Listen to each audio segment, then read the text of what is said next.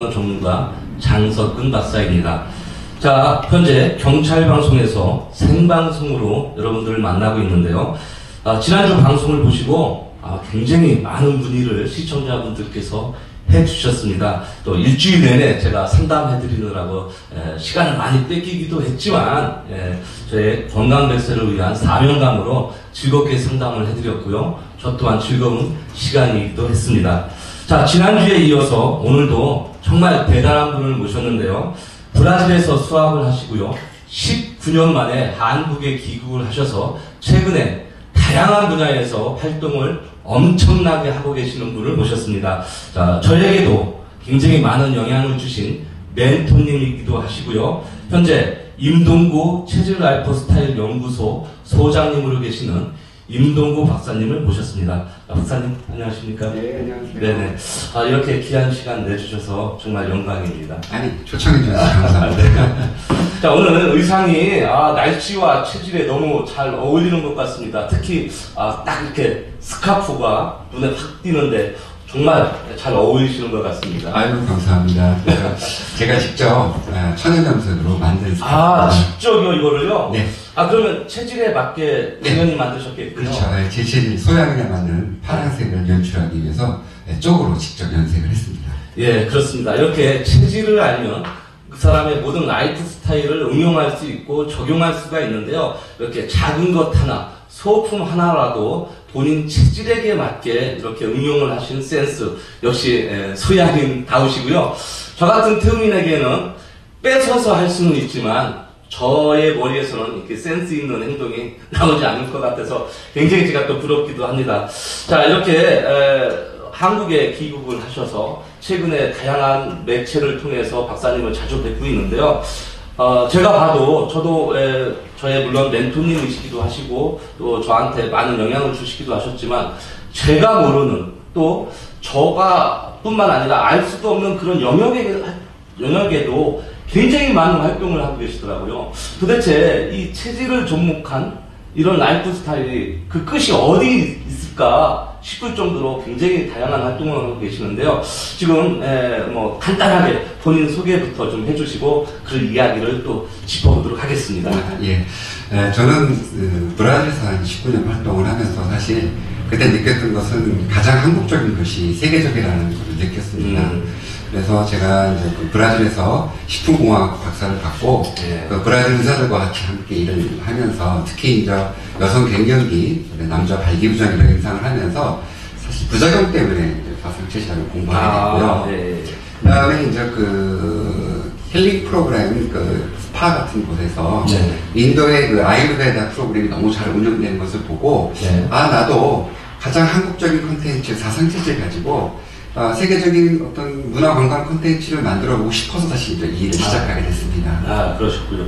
사실 사상체질이 외국 것이 아닙니다. 대한민국 것이고요. 이미 100여 년 전에 동무 이재화 선생님이 정립하신 또 학문이기도 하고요. 생활 철학이기도 하고 또 의학이기도 합니다. 이렇게 브라질에서 19년 동안 생활하시다가 한국에 오셔서 정말 다양한 분야에 체질을 접목한 체질에 맞는 그런 라이프 스타일을 연출하고 계십니다. 이 체질을 활용한 이 응용 프로그램이 개인에서부터 또 기업까지 정말 어디에든 다 맞고 또 어디든 이렇게 다 잘 어울리게끔 이렇게 또 컨설팅 해주시는 걸로 또 굉장히 유명하신데요. 구체적으로 지금 또 어떤 분야에 또 어떻게 진출하고 계신지 또 어떤 분들하고 콘텐츠를 엮어서 시스템을 하고 있으신지 하시는 일에 대해서 잠시 좀 깊게 이야기 좀 해주십시오. 예. 일단은 지금 제가 올해 들어와서 가장 신경 쓰고 있는 분야는 두 분야인데요. 하나는 아이들 진로 적성 분야고요. 또 하나는 지금 한겨레 신문하고 같이 진행하고 있는 체질 오페라입니다. 그래서 제가 사실 체질 오페라라는 것을 제 그 컨텐츠로 잡은 데에는 서양의 가장 그 화려하고 우수한 문화인 오페라와 대한민국의 사상체질학이 결합해서 이게 하나의 그 커뮤니케이션 교육 프로그램이지만 사람들에게 조금 더 오페라를 쉽게 설명해 줄 수 있고 또 오페라를 통해서 가장 중요한 것은 오페라에 등장하는 뭐 바리톤이든 테너든 소프라노든 각자 자기 역할이 있지 않습니까? 그렇죠. 그 역할에 대한 것. 그 다음에 우리가 사회생활 하다 보면 우리 생활 속에서 태음인도 만나게 되고 네. 소양인도 만나게 되고 소음인도 만나게 되는데 사실 그 오페라에서 그 각 역할의 그 목소리 완전히 다르죠. 네. 그죠? 테너도 있고 또 바리톤도 있듯이 우리 그 생활에서 만나는 그 각각의 그 기실 특이성에 의한 네. 태음인의 특징과 사실 소양인의 특징이 다릅니다. 그래서 서로 다름을 알고 네. 그렇죠? 각자의 역할을 충실히 할 때 최고의 오페라가 되듯이 또 우리 가정생활이나 아니면 학교 이런 곳에서 각자 자신의 주어진 멋진 역할을 최선을 다해서 하는 것이 결국 그 회사가 잘 되고 그 학교가 잘 되고 그리고 우리 사회가 잘 되는 거라고 있기 때문에 사실 특별히 이런 체질 오페라라는 컨텐츠를 만들어냈습니다. 아, 그러니까 우리가 흔히 생각할 때 오페라 하면 굉장히 어렵고 또 접근하기가 쉽지 않은 분야인 거는 정말 사실이거든요. 또 그 줄거리나 그 내용을 잘 모르면 정말 그 분위기를 전체적으로 파악하는 데 힘들 수가 있는데 또 이렇게 체질로 접근을 하다 보니 또 그럴 수가 있을 것 같아요. 네, 맞습니다. 사실 제가 이 컨텐츠를 만든 것은 제가 2013년도에 네. 한국관광공사 아이디어 공모전에서 제가 그 공모를 해서 최우수상을 받았습니다. 네. 근데 이 그 오페라를 체질로 풀 때 가장 중요한 포인트는 바로 그 오페라에 등장하는 인물의 캐릭터입니다. 네. 그래서 한 예를 들면 라트라비아타의 그 비올레타라는 역할 주인공이죠. 사실 창부로서 그렇죠. 그러나 남자를 위해서 자기 희생을 합니다. 그렇죠. 자, 이런 캐릭터는 전형적인 태음인 많이 할 수 있는 그런 캐릭터거든요. 네. 그래서 그 라트라비아타의 비올레타의 캐릭터는 이제 태음인. 그다음에 이제 라보에미 미미. 자, 그 추운 겨울 파리의 그 다락방에서 그 뜨개질하는 그 미미의 역할은 딱 봤을 때 이거는 분명히 소음이다. 또 자기의 그 사랑을 확실히 표현하지 못하는 그런 것도 사실 그 어떤 소음의 약간 특징이거든요. 그래서 그거를 라보에미 미미는 소음이라고 하고요. 그다음에 그 카르멘의 카르멘. 완전히 남자를 휘어잡죠. 굉장히 정열적인 여성이고 자신의 표현을 너무 잘해서 오히려 너무 잘해서 문제가 될 수 있는 그런 소양인의 같은 캐릭터를 가장 잘 표현해주는 게 그 칼멘이었기 때문에 이 공연은 어떻게 보면은 그 갈라쇼입니다. 갈라쇼인데 좀 더 관객과 연기자가 보기만 해도 저게 어떤 캐릭터구나, 어떤 체질이구나, 그리고 그들이 어떤 역할을 하고 있구나를 보여줌으로써 좀 더 사람들에게 쉽게 접근할 수 있도록 제가 특별히 만든 연출했다는 박사님 이야기를 들으니까 조금 네. 더 이해가 될 수 있을 것 같아요. 보면은 우리가 성악이라든지 오페라든지 보면은 굉장히 범주가 굉장히 어려운 분야일 수도 있는데 박사님 말처럼 그 체질적으로 그 주인공을 성향을 분석을 해서 태음인의 성격, 소음인의 성격 또는 소양인의 성격으로 한다면 그 사람이 하고 있는 역할을 조금이나마 이해할 수 있을 것 같습니다. 제가 우리 박사님이 나오셔서 이렇게 체질에 관련된 이야기를 하고 있는데요. 어떤 통계를 보면 소양인이라는 체질은 굉장히 목소리가 좀 약간 하이톤이에요. 목소리 박사님도 그러신 것 같고 그래서 성악가들 대부분 보면 어떠한 통계에 의하면 소양인은 테너나 여자분들은 소프라노 쪽에 많았고요. 또 저같이 생긴 태음인은 테너 조금 있지만 대부분 바리톤 쪽에 이렇게 중저음의 역할을 하는 것을 제가 통계를 본 적이 있는데요. 이렇게 그러한 통계와 그러한 성향으로 인해서 그 사람들의 체질을 분석해서 줄거리를 대충 이해할 수 있다. 정말 획기적인 것 같고 사실 대한민국의 성격 유형 분석 프로그램 중에서 뭐 애니어그램이라든지 MBTI, 디스크 굉장히 많습니다만 체질로서만 접근할 수 있는 유일한 무기일 수도 있다고 또 생각이 듭니다. 네, 사실 제가 이렇게 한국에 와서 뭐 삼성여자랑 일을 해봤고 네네. 이렇게 오페라 가수 대한민국 오페라를 소속 약 300명의 오페라 가수가 일을 하면서 이 체질과 직업이 너무 연결됐다는 걸 제가 느꼈습니다. 그래서 사실 제가 작년부터 이 체질과 직무 또는 적성 그다음에 그 진로에 관한 프로그램을 꼭 만들어야겠다는 생각을 사실 해서 제가 올해부터는 오산시에서 하고 있는 그 어게버드라는 프로그램 고등학생들을 위한 진로 프로그램에 참여하고 있고요. 앞으로 지금 사실 좀 안타까운 거는 한국에 들어와 있는 대부분의 적성이나 진로 프로그램이 다 외국에서 들어온 겁니다. 근데 뭐 그런 말 들어보셨죠? 네. 생긴 대로 놀더라. 네, 맞습니다. 그 생긴 대로 놀더라는 게 사실 그게 굉장히 정확한 이야기입니다. 네.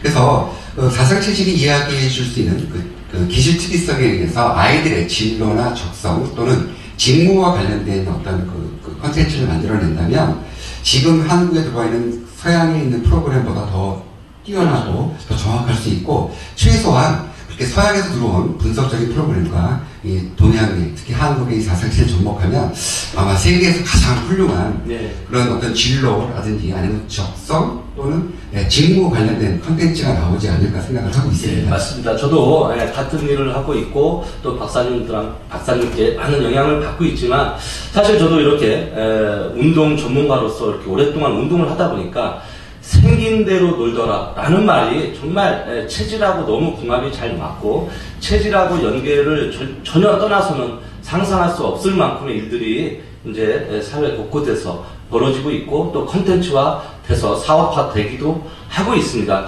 이렇게 체질에 관련된 이런 오페라 말고 아까 말씀하신 대로 체질에 관련된 우리 아이들 적성 검사라든지 아이들 성장 비전 코칭에도 굉장히 관여를 많이 하고 계시고 또 관심도 많이 하고 계신 것 같은데요.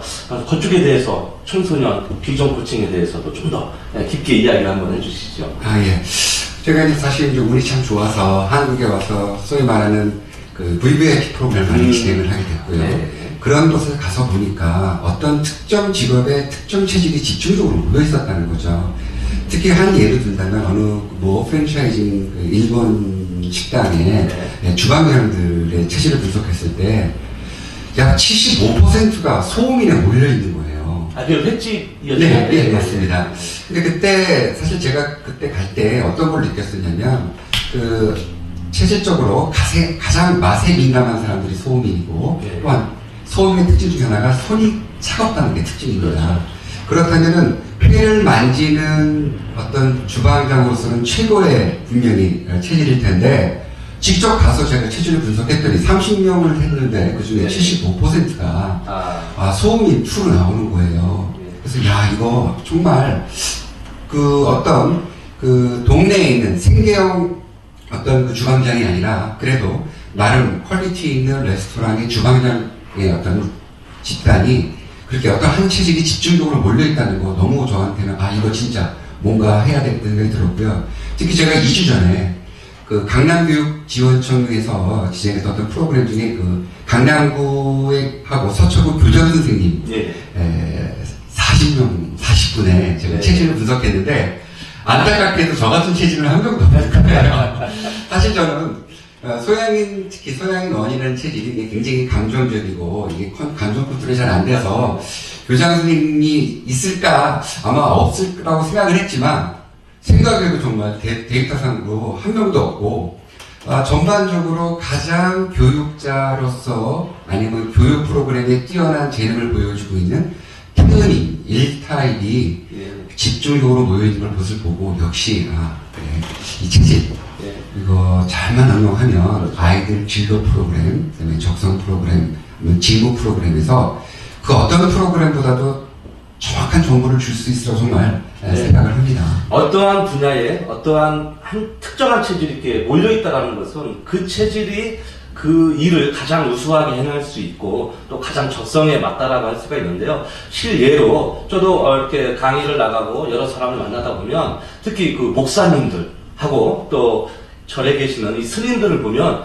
대부분 한 체질에 이렇게 집중되어 있는 걸 보면 어떠한 분야의 베스트가 되기 위해서는 반드시 체질을 접목한 이런 라이프 스타일 또는 직업의 연계성 또 이렇게 박사님이 하시는 일처럼 어렸을 때부터 우리 아이들을 청소년 때부터 그 기질에 맞는 그런 그 라이프 스타일을 짜준다면 우리 아이도 좀 성장하는 데도 도움이 되고 또 부모님도 우리 아이랑 싸우는 일 없이 많은 참고적인 역할을 할 수 있을 거라고 생각을 하고요. 제가 봤을 때는 체질에 맞는 오페라 또 체질에 맞는 청소년 비전 코칭 정말 이거는 개인을 떠나서 국가가 나서서 해야 될 일이라고 생각도 들고요. 또 국가보다도 또 이렇게 더 큰 일을 하고 계신 것 같아서 정말 존경스럽고 또 앞으로도 이렇게 잘 될 거라고 또 이렇게 믿고요. 이 방송을 보고 계시는 많은 또 관계자분들도 이렇게 많이 컨택을 하셔서 많은 MOU를 또 맺었으면 좋겠습니다.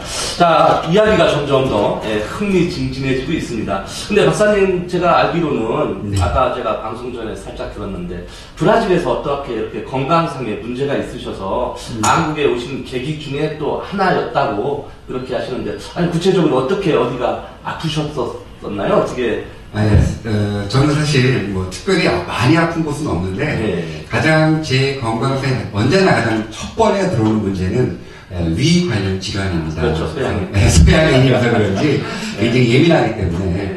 사실 제가 키가 179에 몸무게가 지금 78kg 나가는데요. 예.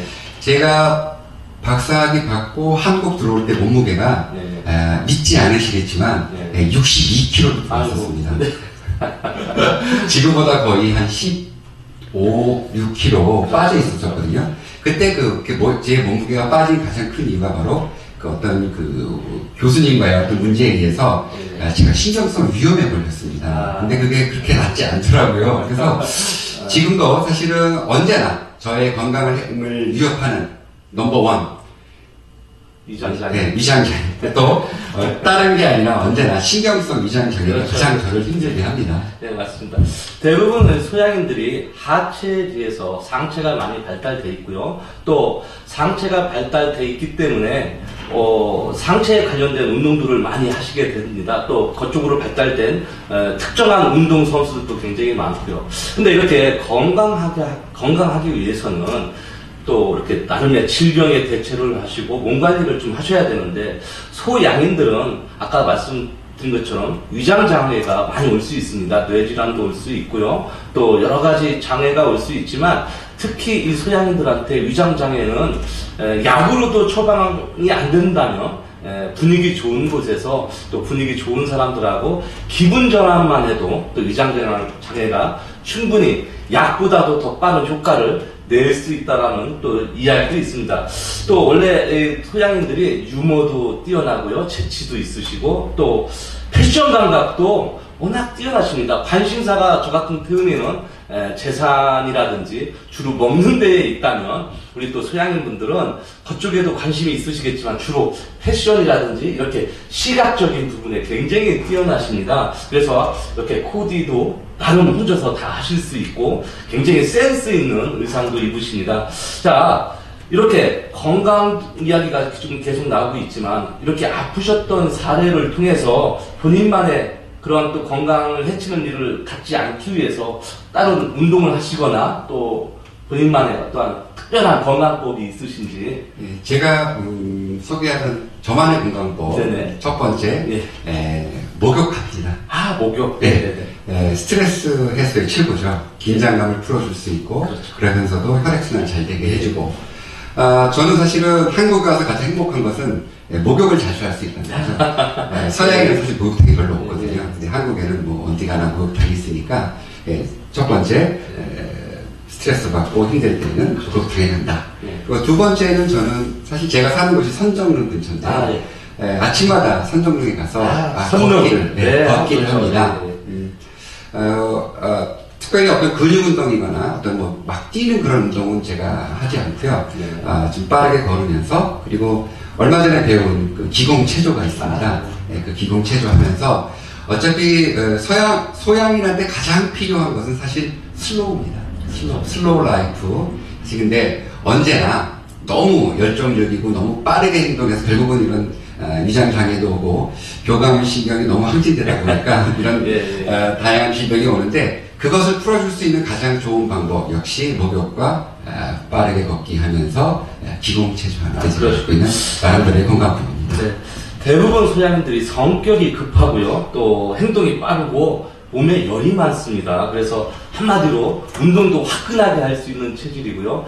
자, 소양인은 소음인하고 정반대의 체질입니다. 그래서 소음인이 대부분 살이 쪄야 4, 5kg 범위 내에서, 또는 빠져도 4, 5kg 내에서 이렇게 찌고 빠지는 반면에, 소양인은 아까 말씀하신 대로 10kg씩, 20kg씩 이렇게 쪘다가 빠졌다가 하는 편차가 좀 클 수가 있고요. 또 소양인은 심지어 어떤 소양인은요, 냉면을 먹으면서 땀을 흘릴 수 있을 정도로 열이 많습니다. 근데 소음인은 정반대이기 때문에 한여름이라도 찬물로 샤워하기 싫을 정도로 몸이 차가운 사람도 소음인한테 굉장히 많은데요.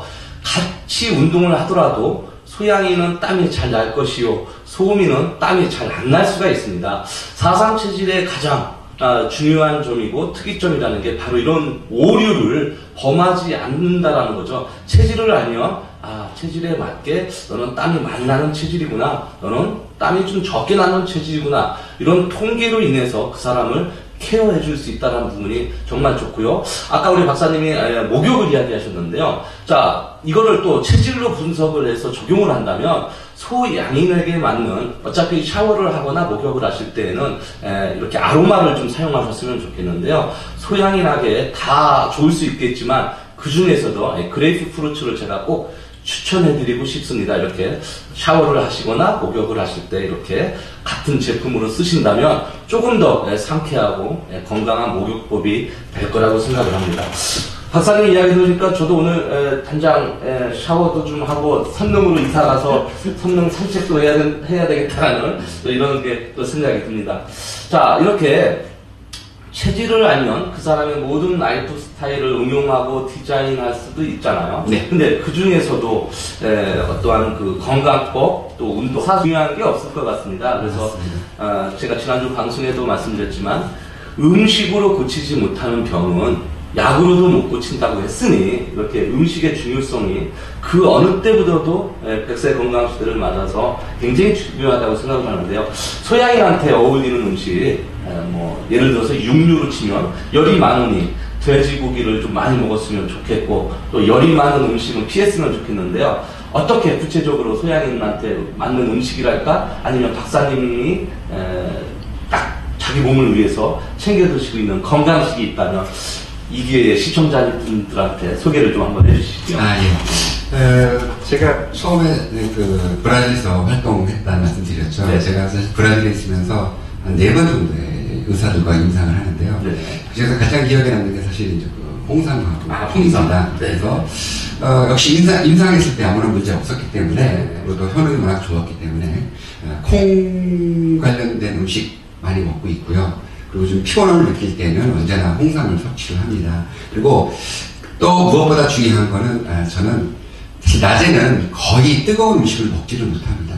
뜨거운 음식 먹으면 너무 많이 땀을 나서 사실 그 땀이 감당이 안 되거든요. 그래서 먹고 싶지만 목욕을 해야 되니 밥을 그렇죠. 먹으면서, 그래서 웬만하면 점심 때는 고춧가루가 들어간 음식을 거의 먹지 않으려고 하고요. 네. 찌개도 사실 먹고는 싶지만 못 먹고 있는 거고, 오늘 사실 방송 전에도 가볍게 ting면으로 먹었습니다. 네. 그것처럼 이런 것 같아요. 각자의 체질에 따라 음식을 선택해 먹는다는 것은 결국 그 어떤 음양 조화를 통해서 기의 순환을 하는 것뿐만 아니라, 혹시 저 같은 양인이 양의 음식을 먹으면 어떻게 되겠습니까? 그렇죠. 저 열이 더 양기가 위로 뻗치겠죠. 시청자 여러분 아시겠지만 제가 지금 모자를 쓰고 나왔습니다. 제가 모자를 쓰는 데는 알고 있겠죠. 그래서 지금 남아있는 머리카락 보호하기 위해서는 그렇게 자극적이고 양기가 강한 음식은 되도록 섭취를 안 하는 편이고요. 특히 점심 때는 간단하게 음식을 먹고, 저녁 때는 저도 찌개도 먹고 싶고 또 김치찌개도 먹고 싶고 그럴 때, 그러나 남들만큼 먹었다가는 목욕을 하니까 어쩔 수 없어요. 그래서 음식은 저는 언제나 라이트하게, 그리고 고춧가루 들어있는 거 좀 피하면서 제가 먹고는 싶지만 도저히 제가 감당이 안 되기 때문에 저는 사실은 채식을 안 할 수가 없는 거고요. 근데 또 한 가지가 이제 소금의 섭취량입니다. 네. 지금 방송에서 많이 나오는 주제 중에 하나가 이제 소금이 건강에 영향을 미치는 건데요. 그렇죠. 이렇습니다. 사실은 어떤 사람은 아무리 맵게 먹어도 땀을 한 방울도 안 흘리는 사람도 있는 반면, 어떤 사람은 고춧가루가 공기 중에 날라만 다녀도 땀이 나는 사람이 있거든요. 예. 그래서 이 소금의 섭취량, 이거 사람에 따라, 즉 체질에 따라 달라야 더 건강하다고 봅니다. 아마 저같이 땀을 많이 흘리는 사람이 소금을 하루에 정말 권장 소비량만 금방 먹으면 제가 바로 쓰러지겠죠. 그래서 이제는 소금의 섭취량도 나에 맞게, 내 체질에 맞게, 내가 땀을 많이 흘리면 좀 많이, 내가 땀을 적게 흘리면 좀 적게 섭취하는 게 오히려 그게 개인 맞춤이 그리고 나만의 건강 비법이 되지 않을까 생각을 합니다. 네, 맞습니다. 세계보건기구 WHO에서 소금 적정량을 한 5g에서 6g으로 정했습니다. 근데 박사님 이야기를 들으니까 누구나 보편타당하게 5에서 6g이 정량이 아니라는 것이죠. 땀을 많이 흘리는 저 같은 태음인이나 소양인에게는 10g도 먹을 수 있고요. 또 그 상황에 따라서 체질에 따라서 반드시 5g이라고 6g이라고 못 박아 놓는 거는 좀 넌센스라고 할 수가 있겠죠. 그래서 체질에 맞게 땀을 많이 흘렸거나 내지는 땀을 많이 흘릴 체질이라면 소금 섭취도 물론 대한민국 사람은 정제염보다는 꽃소금보다는 천일염이나 뭐 이렇게 구운 소금을 많이 드시니까 조금 더 드실 수가 있겠죠. 자, 이렇게 체질을 알면 정말 인생이 아름답다라는 오늘 주제하고 너무 이야기가 점점 흥미로워지고 있는데요. 박사님 아까 그 홍삼을 이야기하셨잖아요. 근데 홍삼은 체질하고 상관없이 누구나 대부분 좀 먹을 수 있는 제품인가요? 보통 우리가 인삼하면 열 많은 사람은 인삼을 안 먹는다라고 이렇게 상식적으로 보편타당하게 이야기가 전해지지만 홍삼은 체질을 안 가린다 뭐 이렇게 이야기도 있는데 어떨까요? 홍삼은요? 사실 저도 그 부분에 대해서 워낙 지금 말이 많은데요. 근데 제 경험상을 말씀드리면 제가 사실 브라질에서 그 브라질 의대 그 비뇨기과 팀과 발기부전 임상할 때 제가 깜짝 놀란 게 있어요. 브라질에서는 인삼에 한 번 섭취할 수 있는 최대량이 0.1g 딱 정해져 있습니다. 아이고, 그거밖에 안 돼요? 예, 그래서 제가 발기부전 임상을 치료를 해야 되는데, 임상을 해야 되는데, 브라질 의사가 저는 3g을 하루에 먹이고 싶었는데, 절대로 못 먹이겠다는 거예요. 당연하죠. 브라질 약전에는 한 번에 먹을 수 있는 양이 0.1로 딱 나와 있으니까요. 그리고 이런 것 같습니다. 서양 사람들은 몸이 뜨겁고 차갑고 인정하지 않으니 누구한테 먹여서 몸이 뜨겁건 차갑건 누구나 먹어서 효능 있고 부작용 없는 게 0.2g. 그러나 한국 사람들은 이미 몸이 뜨겁고 차갑고를 알기 때문에 아예 뜨거운 사람들 아예 안 먹고 차가운 사람들 먹으니까 사실 그 인삼 사실 삼계탕을 먹으면 10g도 먹을 수 있거든요. 그러면은 브라질에서 적정량이 약 100배인데 이런 것이 존재하는 걸 보면 분명히 그 개인차를 인정을 해주었다고 생각합니다. 저 개인적으로 제가 홍삼을 사람들한테 이렇게 권해서 먹여봤을 때 브라질에 있을 때 일인데요. 딱 2명이 커피를 빌더라고요. 이제 두 분 다 소양인이었고 그러나 뭐 이런 어떤 테이스터들 가지고 얘기할 수는 없는 법이니 각자가 내가 홍삼을 먹었을 때 내 몸의 반응이 어떤지를 알아보는 게 가장 중요한 것 같고요.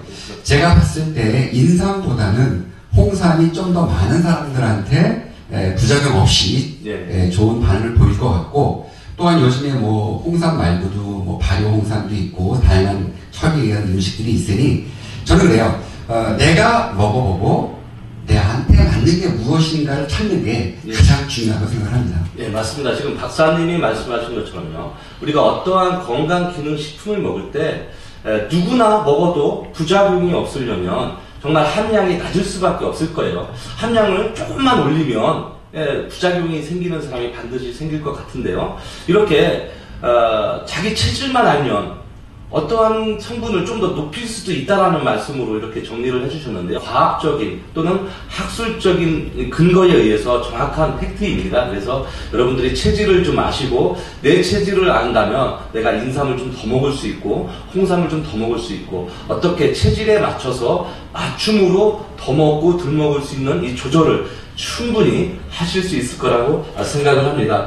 자, 그런데 박사님 이렇게 많은 활동을 하시면서 비서도 두셔야 될 것 같고 또 굉장히 활동 범위가 넓으셔서 건강관리 특별히 하셔야 되는데 이렇게 소양인들은 오랫동안 이런 일 저런 일 또 호기심 천국처럼 뭐 워낙 하시는 일도 많기 때문에 나름 힐링 타임이 필요하지 않을까 싶기도 합니다. 그래서 뭐 박사님만의 즐기는 여유법 아니면 취미 생활이랄까 아니면 뭐 특별하게 뭐 여행지라든지 나만이 알고 있는 힐링 방법 뭐가 있을까요? 네, 저는 사실 스트레스를 받으면 아까 매일매일 하는 건 사실 목욕이고요. 네네.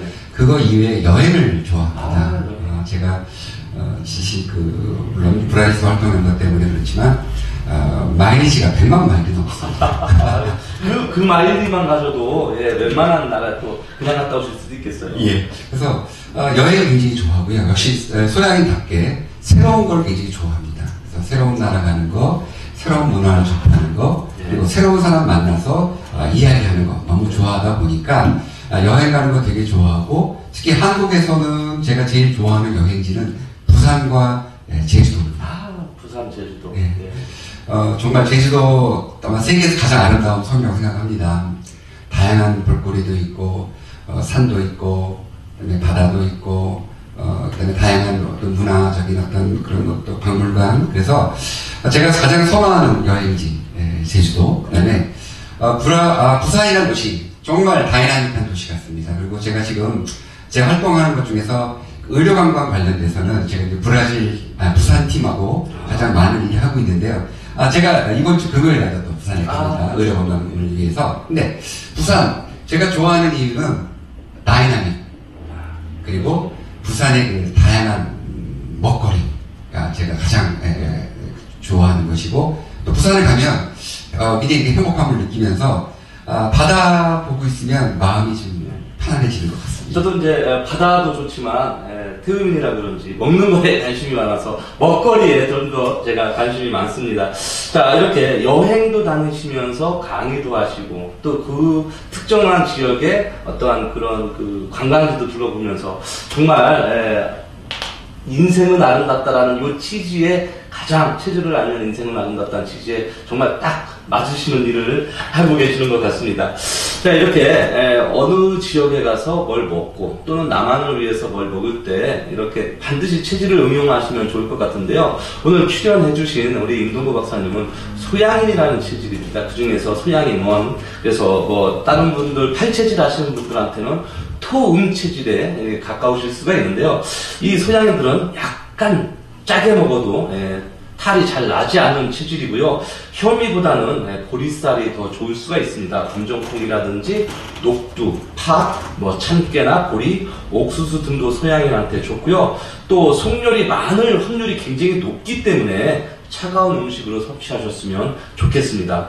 자극이 강한 꿀이라든지 개고기 또는 고추와 마늘 등 이런 것들은 건강 상태를 좀 보시고 충분히 섭취를 하셨으면 좋겠고요.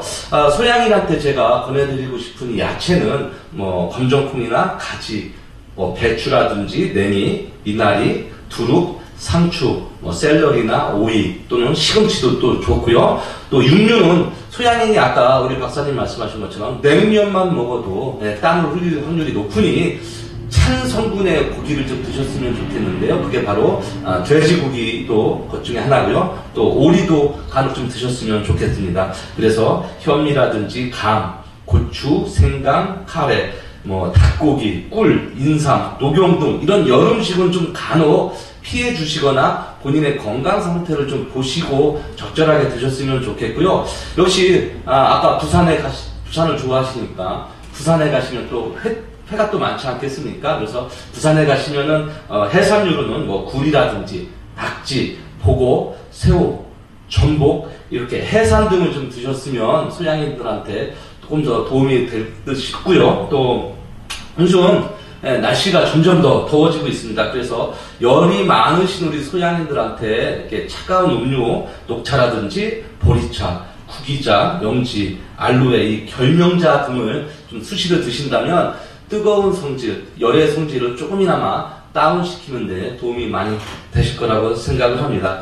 자, 박사님, 오늘 이렇게 다양한 이야기를 좀 많이 들어보고 있는데요. 앞으로 우리 박사님이 추구하시는 이상이라고 할까? 그런 분야 내지는 박사님이 꿈꾸고 있는 그러한 어떤 패러다임 구체적으로 몇 가지만 소개를 해주시죠. 네, 아까 처음에 제가 말씀드린 것처럼 가장 한국적인 것이 가장 세계적입니다. 그래서 한국이 가지고 있는 최고의 문화유산 한글, 한식, 한국 사람 정말 좋아요. 근데 이 세 가지가 한계가 있습니다. 어떤 한계냐면 이것은 한국이라는 것에 한정되어 있다는 거죠.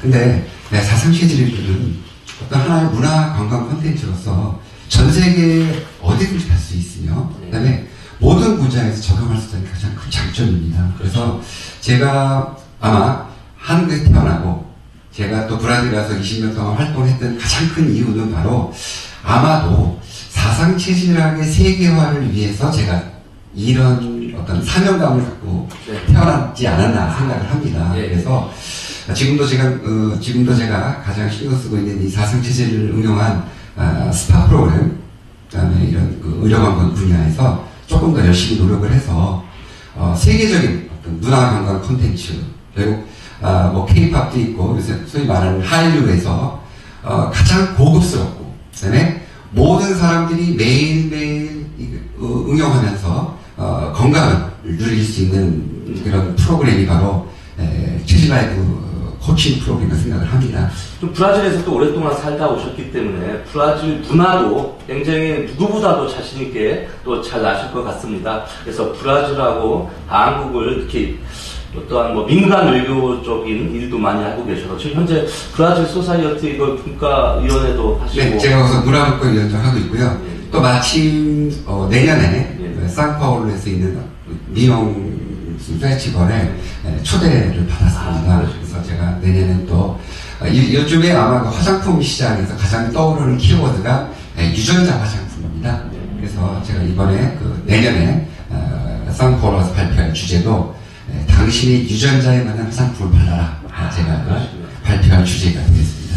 자, 미용도 미용이지만 지금 조만간에 이제 브라질에서 올림픽도 열리다 보면 뭐랄까 한국하고 브라질하고 이렇게 다리 역할을 하시면서 많은 문화적인 이렇게 소개도 해주실 수 있을 것 같고요. 또 거기에서도 지금 또 준비하고 계시는 게 또 있으시죠? 네, 다음 준비하고 있는데요. 하여튼 이게 제가 지금 다양한 분야의 분들, 뭐 패션 하시는 분들, 보석 하시는 분들, 이렇게 또 다양한 문화 콘텐츠 갖고 계신 분들과 통섭을 통해서, 융합을 통해서 새로운 분야에 어떤 진출하고 싶은 게 제 꿈입니다. 네. 그리고 박사님 아까부터 계속 이게 반지가 이렇게 눈에 띄었어요. 보통 남자분들이 저처럼 이렇게 무슨 기념이다, 아니면 군대다, 학교다, 이렇게 기념적인 반지를 이렇게 저처럼 끼셔야 되는데, 우리 박사님은 지금 이렇게 카메라를 잠깐 보시면 두 군데에 두 손가락에 반지를 끼셨어요. 그래서 아마 이것도 체질에 관련이 있게 아마 끼셨으리라고 생각을 듭니다. 그리고 반지에 대해서 간단하게 또 이야기해 주시죠. 평범해 보이질 않아요. 각각 손가락에 몇 가지 장기가 있고요. 저 같은 소양이들은 그 새끼손가락, 신장을 의미하는데, 그렇죠. 신허잖아요. 그래서 금으로 기운을 올리고, 세 번째 손가락, 여기는 췌장을 의미합니다. 그래서 기운을 내리기 위해서 은반지를 낀 거고요.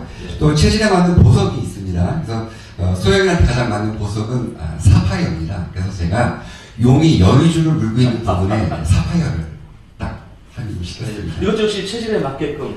제가 지금 어떤 그 명장을 좀 선생님하고 체질 보석이라는 컨텐츠를 만들어서 지금 활동을 하고 있습니다. 자, 췌장의 기운은 좋으나 신장의 기운이 허한 이 소양인에게는 가운데 손가락에다가 이렇게 반지를 끼워주시거나, 또 그러니까 췌장의 기운을 내려주기 위해서는 새끼 손가락에다가 금반지를 끼워줘서 어떤 음양의 조화를 맞춰서 반지 하나도, 정말 이렇게 스카프 하나도 체질에 맞게 컨셉을 짤 수 있다라는 이 컨텐츠는 정말 풀어내면 풀어낼수록 정말 판도라 상자처럼 굉장히 무궁무진한 것 같습니다. 자, 오늘 이렇게 박사님 모시고 여러 이야기 나눠봤는데요. 사실 시간이 너무 짧은 게 아쉬운 것 같아요. 오늘 아마 박사님이 갖고 계시는 이야기 보따리만 갖고도 아마 우리 경찰방송 이 시청자분들한테 시리즈로 계속 몇 편으로 내보내도 충분할 거라고 같습니다. 자, 오늘 이렇게 임능구 박사님을 모시고 이야기를 나눠봤는데요. 시간이 아까 말씀드린 대로 너무 짧은 게 아쉽습니다. 다음에 또 기회를 만들어서 이야기를 좀 들어봤으면 좋겠고요. 자, 장석근의 건강 토크쇼 건강 백세를 잡아라는 시청자 여러분들도 이 자리에 나와서 직접 출연도 하시고요. 방청객으로 참여하실 수도 있습니다. 출연이나 방청을 원하시는 분은 아래 자막에 나오는 연락처로 문의해 주시면 감사하겠습니다. 많은 참여와 관심을 부탁드리겠고요. 박사님, 마지막으로 오늘 시청자분들한테 간단하게 인사 말씀하는 걸로 정리를 좀 해주십시오. 네. 오늘 저 같은 사람이 하는 이야기에 대해서 관심 가져주시고 이야기 들어서 너무 감사드리고요. 앞으로 제 꿈이 있다면 한국은 세계 최고의 문화관광 국가가 될 겁니다. 그리고 또 그거를 위해서 좀 노력을 해야 되고, 그다음에 하나 이제 시청자분들께 말씀드리고 싶은 것은 다른 사람 이야기를 듣는 것보다 직접 내가 경험해서 나한테 직접 좋은 게 무엇인지를 알아가고 조금 더 나 자신을 알아가는데 조금 더 시간을 할애하시면 100세까지 살아가는 데 많은 도움이 되리라고 생각을 합니다. 네, 그럼 박사님한테 어떠한 연락을 취하면 개인 맞춤 코칭도 가능합니까? 그럼? 네. 그렇게 해드리도록 하겠습니다. 박사님이 주로 이제 강남에도 계시고 또 전국구로 다니시지만 혹시 체질에 관련된 개인적인 문의나 내지는 어떠한 그 상품 또는 사업이나 비즈니스로 컨텐츠로 이렇게 궁금하신 분들이 있으면 저한테 연락을 주시면 이렇게 연결도 가능합니다.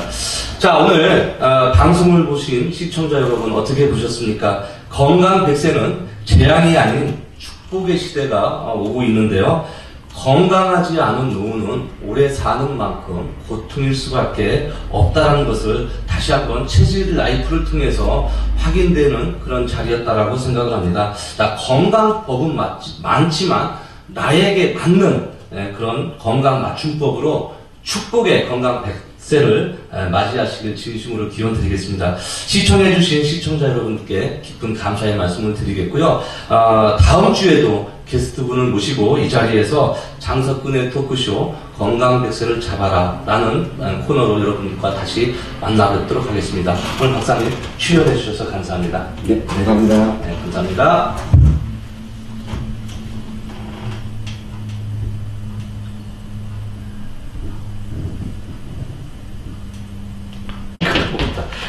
이거 주는 퍼포먼스를 까먹었네. 이거.